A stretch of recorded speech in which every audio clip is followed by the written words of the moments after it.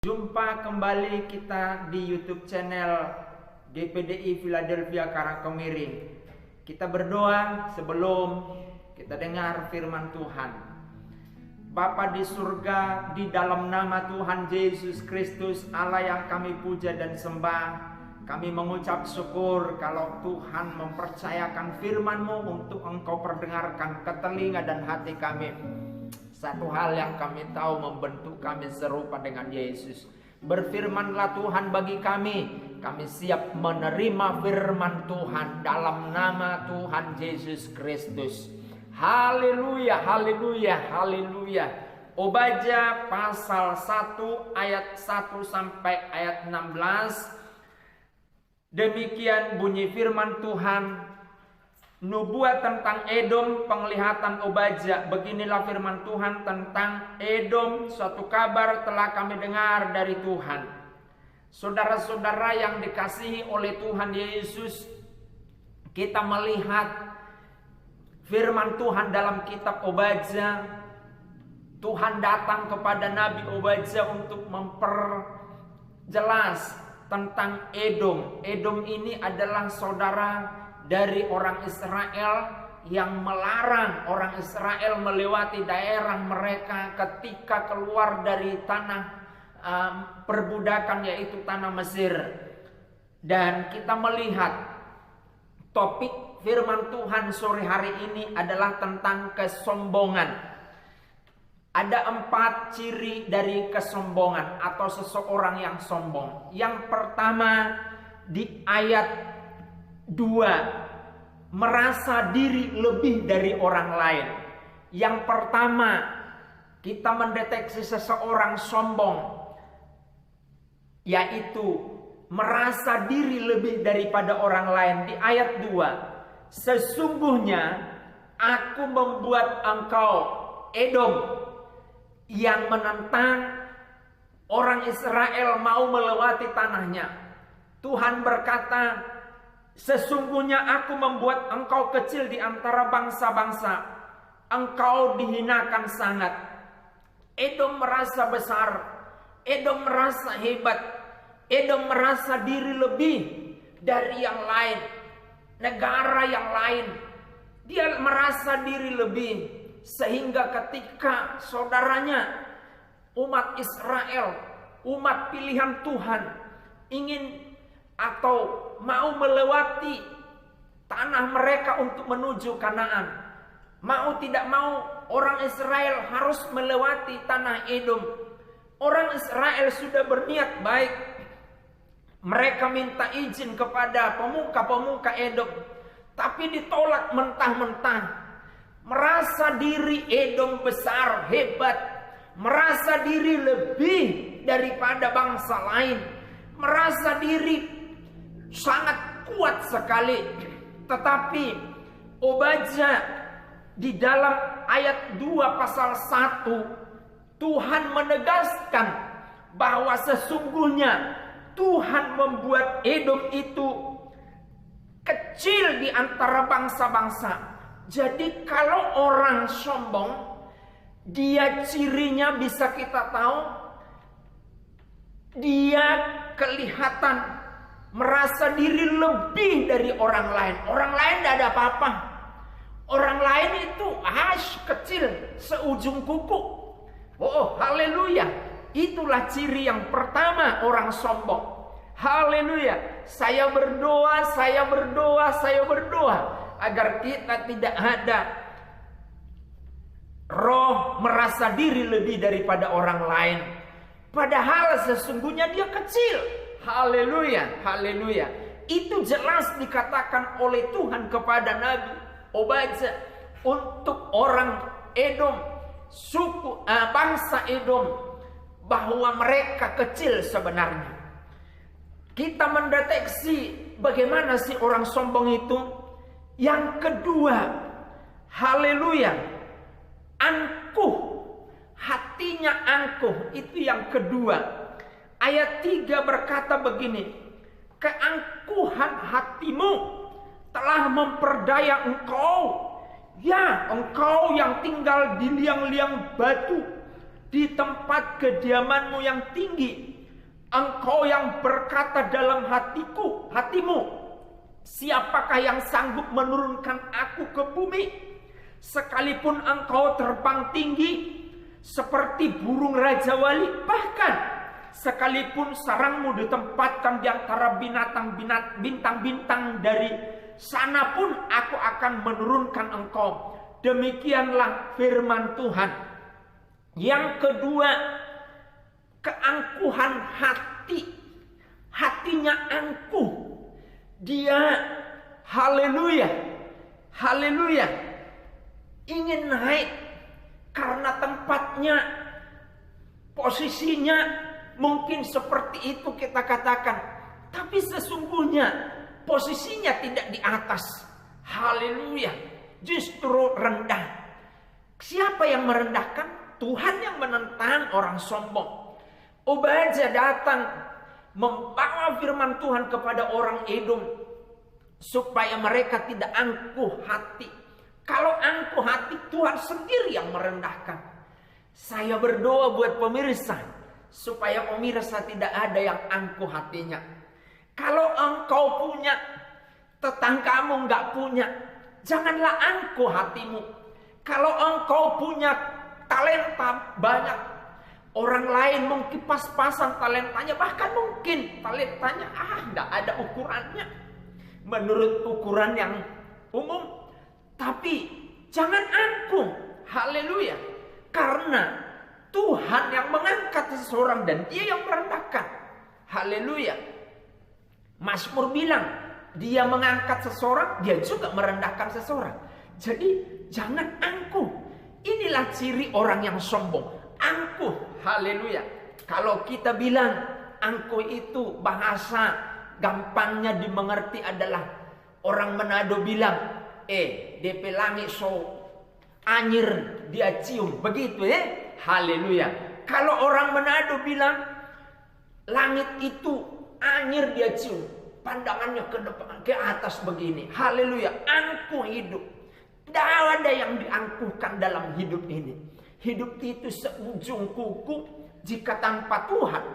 Tapi kita biarlah rendah hati. Haleluya.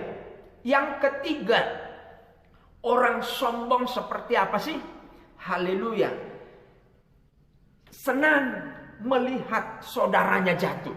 Itu orang sombong. Di ayat 10 sampai dengan ayat 12 dikatakan begini. Karena kekerasan terhadap saudaramu Yakub, perhatikan, Edom keras memperlakukan Yakub. Haleluya. Maka celah akan meliputi engkau dan engkau akan dilenyapkan untuk selama-lamanya. Pada waktu engkau berdiri di kejauhan, sedang orang-orang luar mengangkut kekayaan Yerusalem.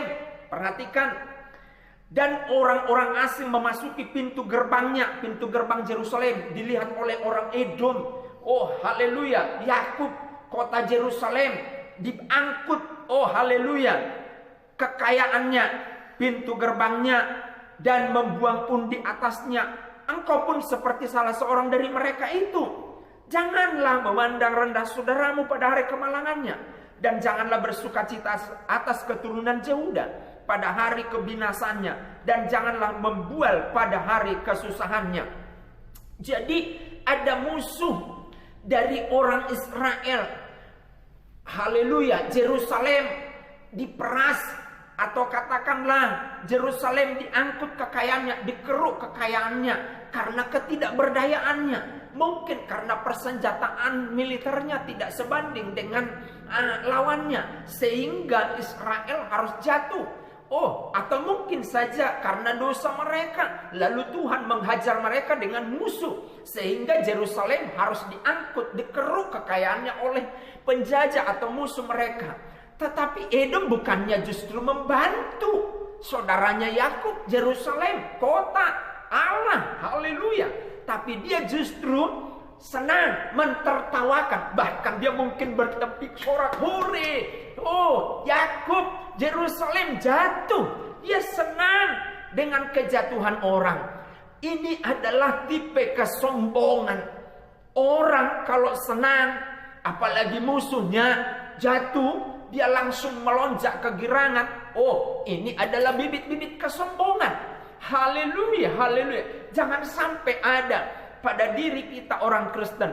Justru kita merasa terenyuh, tersentuh hatinya kalau ada orang-orang jatuh. Bayangkan bila itu terjadi bagimu, bagi saudara, usahamu bangkrut misalkan begitu ya. Haleluya. Bagaimana hal itu kalau terjadi kepadamu? Oh, betapa sakitnya. Rasakanlah supaya tidak ada kesombongan. Jangan senang melihat saudaramu jatuh. Haleluya, haleluya. Tapi senanglah kalau saudaramu bangkit. Haleluya. Gampangnya begini. Kalau ada tetanggamu menjadi kaya atau punya mobil, beli mobil, jika engkau sakit jauh rumah sakit, ya minim-minimnya kita bisa pinjam mobilnya atau minta tolong ketika kita ke rumah sakit malam hari. Begitu kan? Jadi positiflah berpikir. Jangan senang orang jatuh, jangan senang orang miskin, jangan senang orang tidak berdaya. Tapi mari terenyuh. Jangan sampai kita sombong. Haleluya. Yang keempat dan yang terakhir, tipe orang sombong, ciri orang sombong itu di ayat 14 ini dipertontonkan oleh Edom. Maka Tuhan berkata kepada Nabi Obadja begini, janganlah berdiri di persimpangan untuk melenyapkan orang-orangnya yang luput, dan janganlah serahkan orang-orang yang terlepas pada hari kesusahan. Haleluya, haleluya. Sebab telah dekat hari Tuhan menimpa segala bangsa. Seperti yang engkau lakukan, demikianlah akan dilakukan kepadamu. Perbuatanmu akan kembali menimpa kepalamu sendiri. Haleluya, haleluya. Saudara-saudara yang dikasihi oleh Tuhan, yang keempat adalah suka menentang. Haleluya. Kebijakan yang bagus dari pemerintah, kebijakan yang bagus dari pemimpin ditentang, belum ada apa-apanya, belum pelaksanaannya, baru diwacanakan, diprogramkan, sudah ditentang dulu, padahal program itu bagus. Inilah ciri orang yang sombong, ditentang. Haleluya, merasa diri benar biasanya orang seperti ini yang suka menentang. Haleluya. Di gereja banyak seperti ini. Saya tidak terleng-aling dalam khotbah saya. Siapapun engkau, mungkin engkau orang kaya di gereja itu, pendonor yang terbesar di dalam hal dana.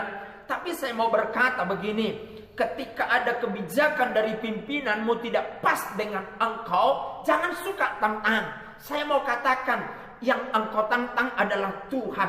Meskipun engkau seorang kaya pendonor di gereja itu, jangan merasa diri hebat, suka menantang. Haleluya. Bukankah gembala itu, pimpinan itu orang yang dipakai oleh Tuhan? Mungkin dia punya kesalahan. Saya teringat seperti Musa. Ada Maryam ngomelin dia dengan perempuan yang lain. Si Musa, itu urusannya dengan Tuhan. Urusanmu adalah mengikut Tuhan. Haleluya. Seorang pemimpin itu yang menegur adalah Tuhan, bukan bawahan. Tapi bawahan, pimpinanlah yang menegur. Haleluya. Haleluya. Bukan berarti saya dalam hal ini membenarkan pemimpin dalam dosa. Tidak. Dosa pemimpin pun kita tempelak supaya semuanya balance dalam hidup ini. Jadi jangan suka menentang seperti Edom. Perhatikan ayat 15 yang baru kita baca. Sama arti, bahkan dikatakan begini nih. Sebab telah dekat hari Tuhan. Haleluya. Haleluya. Menimpa segala bangsa seperti yang engkau lakukan, demikianlah akan dilakukan kepadamu. Perbuatanmu akan kembali menimpa kepalamu sendiri. Perhatikan, jika engkau di gereja menentang, maka engkau akan ditentang orang. Haleluya, haleluya.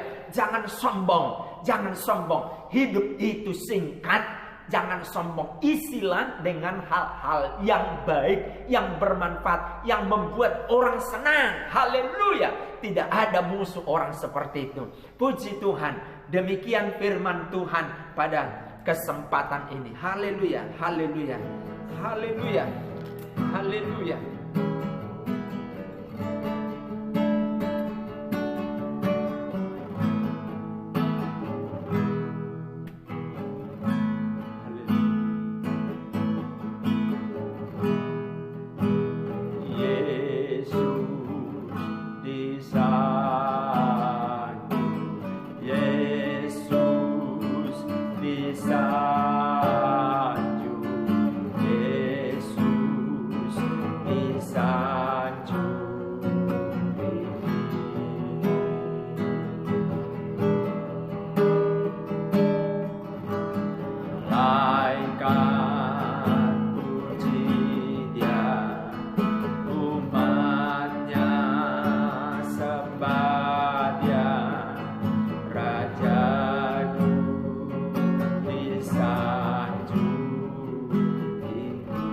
biarlah Engkau disanjung di dalam kehidupan kami yang singkat ini.